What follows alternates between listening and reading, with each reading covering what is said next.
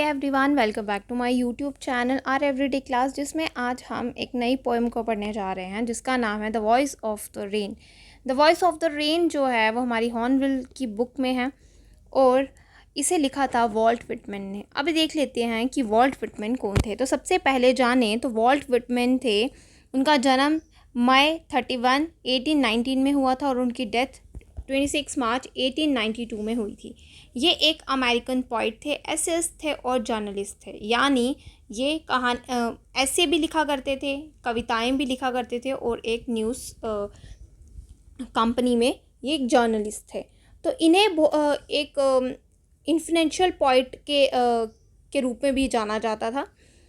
इन्हें father of free words कहा जाता था क्योंकि इनकी जो भी पोम्स होती थी वो फ्री वर्ड्स में होती थी, उनकी कोई राइम स्कीम नहीं होती थी, इसीलिए इन्हें कहा जाता था फादर ऑफ फ्री वर्ड्स। ठीक है, उसके बाद अगर इनकी आप काम की बात करें तो काम देख लेते हैं। इनका काम देखें तो Franklin Evans, the half breed, life and adventures of Jack Engle, leaves of grass, drum taps, specific days. तो ये बहुत सारे इनका जो काम है उसके बारे में मैंने आपको बता दिया। तो चलिए अब हम पोम के बारे में बात कर लेते हैं। तो पोम के बारे में अगर हमने बात करें तो देखिए ये पोम है क्या। वॉइस ऑफ द रेन, यानी जो रेन है उसकी आवाज़, the voice of the rain. अब देखो, मतलब एक रेन जो होती है, रेन एक नॉन लिविंग थिंग है, तो उसकी वॉइस, वो जो कोई बात कर रही है, आम तौर पे हम यही कहते हैं कि रेन की साउंड है, लेकिन यहाँ पे पॉइंट ने हमें बताया है कि रेन की साउंड नहीं है, रेन की वॉइस है। मतलब यानी जैसे ह्यूमन की एक वॉइस होती है, आवाज़ होती है, जो वो बात करता है उसे हम वॉइस कहते हैं, लेकिन जब हम एक नॉन लिविंग थिंग की बात करते हैं तो उसकी एक साउंड होती है। तो वैसे ही यहाँ पे रेन को ह्यूमन क्वालिटी के साथ कंपेयर किया है। तो यहाँ पे क्या आएगा, यहाँ पे हम इसे वॉइस सी मान के चलेंगे क्योंकि पोएट ने इसे वॉइस दिया है, ना कि साउंड दिया है। तो इसे यहाँ पे आप पर्सोनिफिकेशन भी कह सकते हो। आगे हम बात कर लेते हैं कि इसके इंट्रोडक्शन की बात करें तो इसका इंट्रोडक्शन, इसकी मेन थीम क्या है। तो यहाँ पे इसका मेन थीम क्या है कि जो रेन है, रेन जो है, ठीक है, उसका क्या पोजीशन है अर्थ पे, ठीक है, उसका क्या, वो कहाँ से ओरिजिनेट होती है, ठीक है, वो किस तरह से स्काई पे पहुँच के वापस इस धरती पे आ जाती है। क्योंकि यहाँ पे रेन जो है वो अपने आप को धरती की पोम के नाम से बता रही है। जब पोएट उसको पूछता है कि तुम कौन हो, तो वो रेन जो है वो अपने शब्दों में पोएट को बताती है कि मैं पोम हूँ इस अर्थ की, यानी वो अर्थ से ओरिजिनेट होती है और आसमान में जाके वापस वो अर्थ पे आ जाती है अपनी अर्थ के क्रिएचर्स को लाइफ देने के लिए। ठीक है, तो यहाँ पे इसका क्या है, इसका एक सिग्निफिकेंट पोजीशन है इसकी अर्थ पे। ठीक है, अब अगर बात करें हम तो देखते हैं, बात करें तो देखो यहाँ पे क्या है कि वॉल्ट व्हिटमैन ने खुद यहाँ पे अपने आप को यहाँ पे बताया है पोम में कि मैं रेन से बात करता हूँ। जब रेन जो है, जब धरती पे वो पानी की बूंदें गिरती हैं तब मैं रेन से बात करता हूँ। ठीक है, तो यहाँ पे क्या है, कन्वर्सेशन बताई है पोएट की और रेन की कि वो क्या बताते हैं। और यहाँ पे रेन जो है वो अपनी जर्नी के बारे में बताती है कि मैं किस तरह से धरती से उठ के धरती पे ही वापस आती हूँ, क्या मेरी जर्नी है। ठीक है, तो ये उसके बारे में यहाँ पे बात की गई है। अगर हम बात करें, देखिए आपने सबने साइंस में एक चीज़ पढ़ी होगी कि जब रेन होती कैसे है, कैसे रेन होती है। ठीक है, तो साइंस में 3rd 4th क्लास में हम सब ने ये पढ़ा हुआ है, वाटर साइकिल। ये टर्म आप सबने सुना होगा, वाटर साइकिल। तो वाटर साइकिल क्या है, वाटर साइकिल का मतलब होता है वो एक प्रोसेस है, रेन बनने का एक प्रोसेस है। ठीक है, तो रेन किस तरह से आती है वो एक प्रोसेस है। अब हम उस रेन के प्रोसेस को यहाँ पे पहले हम वो डिस्कस करेंगे, रेन के प्रोसेस को यहाँ पे हम डिस्कस करने वाले हैं। देन उसके बाद हम यहाँ पे बात करेंगे पोम के बारे में। अगर आपको ये प्रोसेस समझ आ जाता है वाटर साइकिल का, तो आपको सारी की सारी जो पोम है वो बिल्कुल समझ में आ जाएगी। ओके, चलिए अब हम बात कर लेते हैं कि वाटर साइकिल क्या है। तो देखिए वाटर साइकिल क्या है। सबसे पहले वाटर साइकिल की कुछ टर्म्स हैं, ठीक है, उन्हें आप ध्यान रखिएगा कि सबसे पहली यहाँ पे हमारे पास क्या है, इवेपोरेशन। इवेपोरेशन, ठीक है, इवेपोरेशन है सबसे पहली टर्म हमारे पास। देन है कंडेंसेशन, देन है प्रेसिपिटेशन, ठीक है, देन है डेपोजिशन, ओके, या जिसे आप कलेक्शन भी कहते हो, ठीक है। अब मैं आपको एक एक करके इन टर्म्स को समझाऊंगी और आप स्क्रीन पे देखिएगा कि किस तरह से आपको वाटर साइकिल का ये जो पिक्चर है वो देखिए। आप देखिए, सबसे पहले एक तरफ लैंड है, ठीक है, एक तरफ वाटर बॉडी है। तो देखिए सबसे पहले होता क्या है, जब सन की बहुत गर्मी पड़ती है, सन की जो रेज होती हैं वो अर्थ तक आती हैं, ठीक है, अर्थ तक आती है। अर्थ पे क्या है, पानी है, पानी के साथ लैंड भी है। तो जब वो पानी के ऊपर उसकी रेस पड़ती हैं तो वो क्या होता है कि पानी एक टाइम पे आके बहुत गर्म हो जाता है और वो क्या, भाप के रूप में ऊपर उठने लगता है, आसमान की तरफ उठने लगता है। भाप यानी जिसे आप इंग्लिश में वाटर वेपर्स भी कहते हो, ठीक है। ये इसकी इनिशियल स्टेज है वाटर साइकिल की, ठीक है।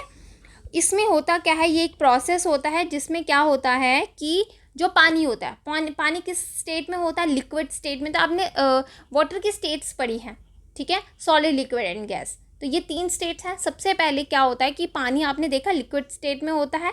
मान लीजिए कोई पॉन्ड है, पॉन्ड में पानी क्या है, लिक्विड स्टेट में है। जब वो पानी गर्म होता है रेज, सन की रेज की वजह से, तो पानी इवेपोरेट होता है। पानी यानी भाप के रूप में ऊपर निकलता है, भाप यानी वाटर वेपर्स, ठीक है।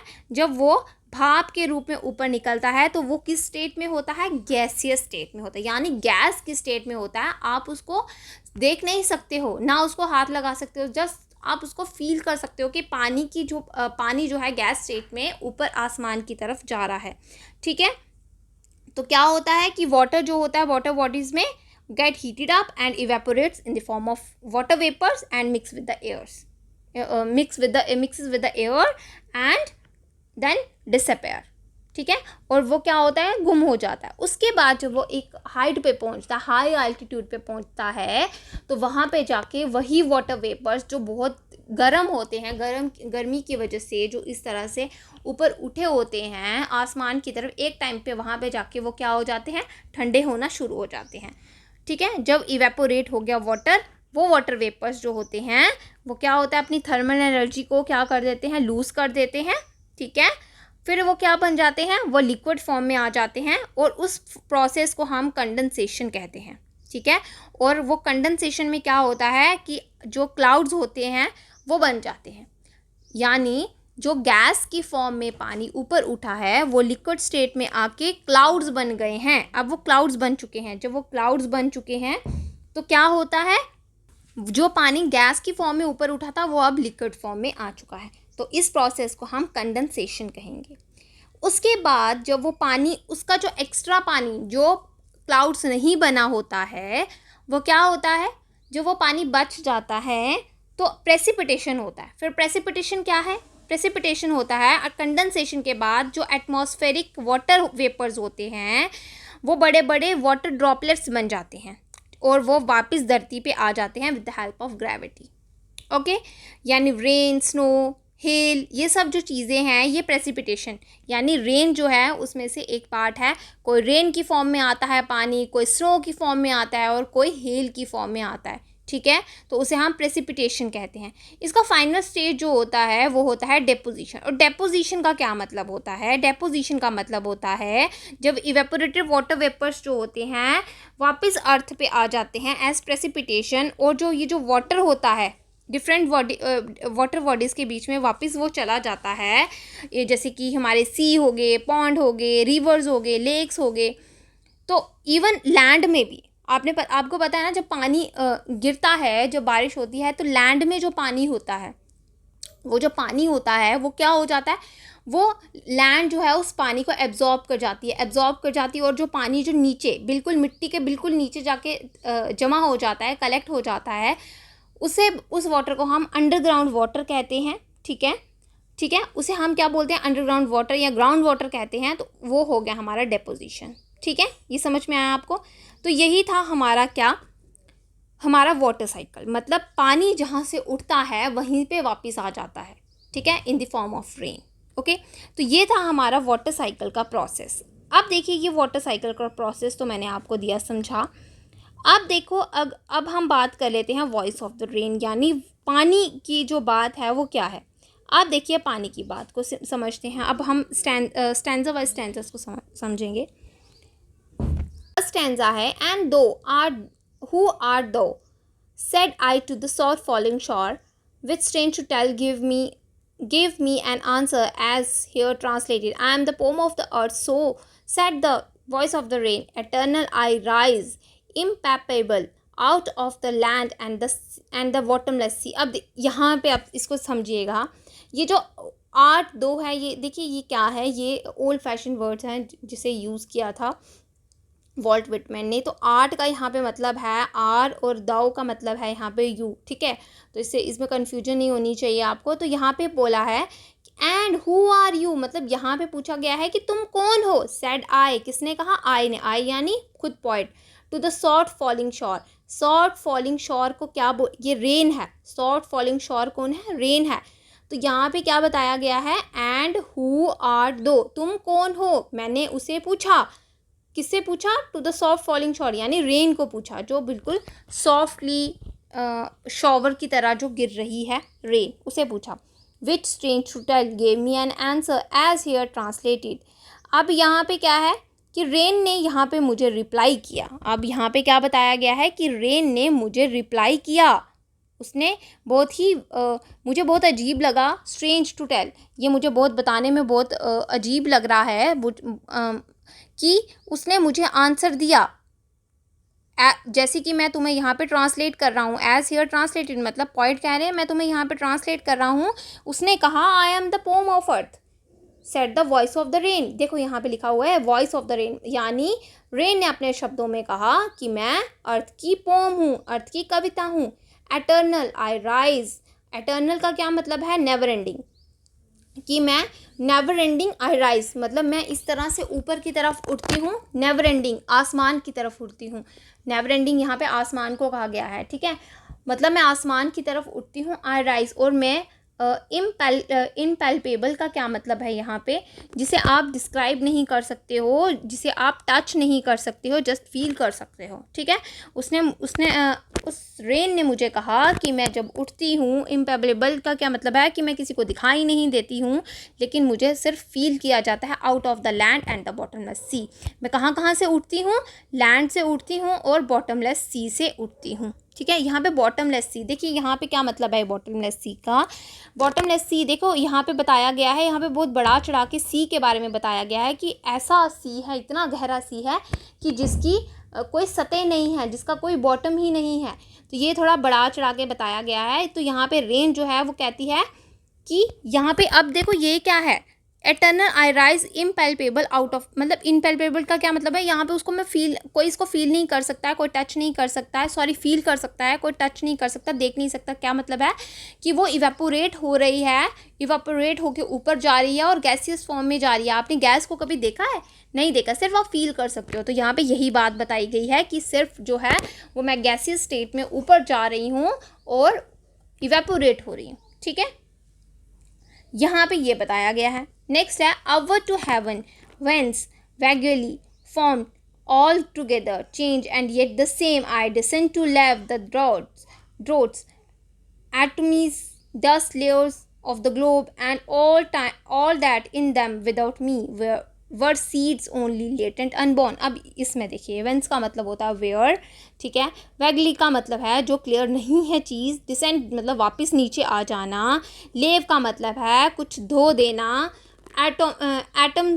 एटॉमिक्स का क्या मतलब है, जो छोटे छोटे पार्टिकल्स होते हैं जो दिखाई भी नहीं देते हैं। लेटेंट का मतलब होता है जो ब्यूरिड है, ठीक है, जो ब्यूरी हैं, जो यहाँ छुपे हुए हैं, ठीक है। अपवर्ड कहती है अब मैं कहाँ उठ रही हूँ, ये भी तो बता रही है ना कि मैं कहाँ पे उठ रही हूँ।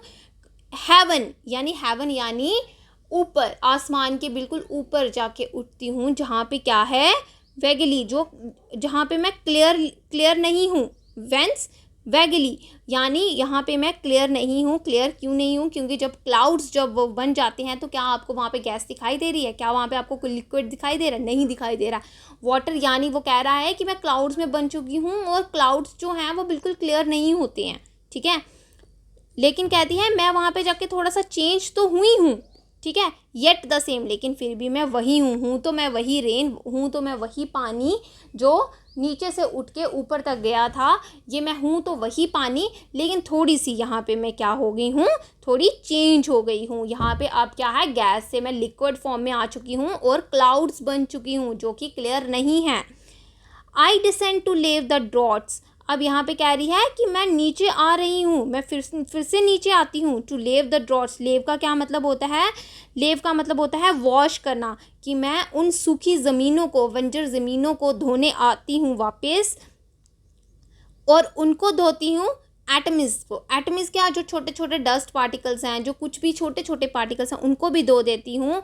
डस्ट लेयर्स को धो देती हूँ जो ग्लोब पे जम गई है। यहाँ पे ग्लोब जो है वो अर्थ है, तो मतलब जो ग्लोब है उसकी सारी की सारी डस्ट लेयर्स को मैं यहाँ पे धोने आ चुकी हूँ। And all that in them without me were seeds only latent unborn, तो यहाँ पे क्या बताया गया है, सीड्स के बारे में बताया कि ये जो रेन है जो बता रही है कि मैं वापस आती हूँ to wash the droughts and उनको पानी देने के लिए, और डस्ट पार्टिकल्स को, स्मॉल पार्टिकल्स को अर्थ के सरफेस जो जम गए हैं उनको धोने के लिए। और आगे वो बोलती है कि जो सीड्स, जो अर्थ के अंदर जो सीड्स हैं, जो दबाए गए सीड्स हैं, जिनको मिट्टी के अंदर दबाया हुआ है, तो उनको भी नई लाइफ देने के लिए मैं आती हूँ, वापस आती हूँ। जो सीड्स जो हैं अर्थ के अंदर दबाए हुए हैं, अब उनको लाइफ देनी है, यानी वो प्लांट जो अभी तक ज़मीन से बाहर नहीं आए हैं उनको ज़मीन से बाहर निकालने के लिए, उनको एक लाइफ देने के लिए। क्योंकि क्या होता है, जब आप सीड को ब्यूरी करते हो सॉइल में, तो क्या होता है, उनको पानी की ज़रूरत होती है कि ताकि वो ग्रो कर पाएँ। तो इसीलिए वो यहाँ पे कह रही है, रेन कहती है कि मैं उन्हें, उन सीड्स को लाइफ देने के लिए, ज़िंदगी देने के लिए और उनको पानी देने के लिए मैं आती हूँ।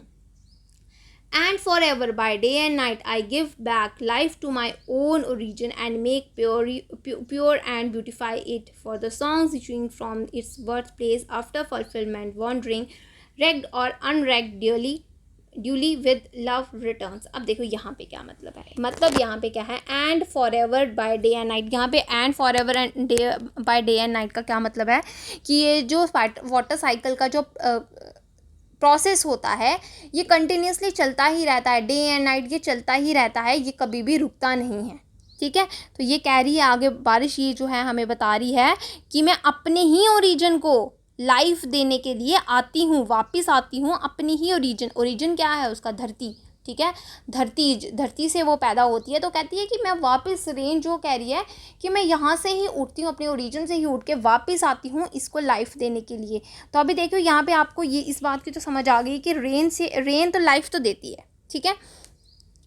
रेन जो है उन सीड्स को भी लाइफ देती है, हमें लाइफ देती है, ह्यूमंस को देती है, एनिमल्स को देती है, वर्ड्स को देती है, मतलब हर जो चीज़ है, हर जो धरती पे क्रिएचर है, उन सब को लाइफ जो है वो रेन देती है, ठीक है। वो कह रही है कि मैं अपने ओरिजिन को लाइफ वापस देने के लिए आती हूँ, उसे प्योर बनाती हूँ और उसे सुंदर बनाती हूँ एंड ब्यूटिफाइड, ठीक है। तो ये चीज़ थी, इसके बारे में यहाँ पे बताया गया है।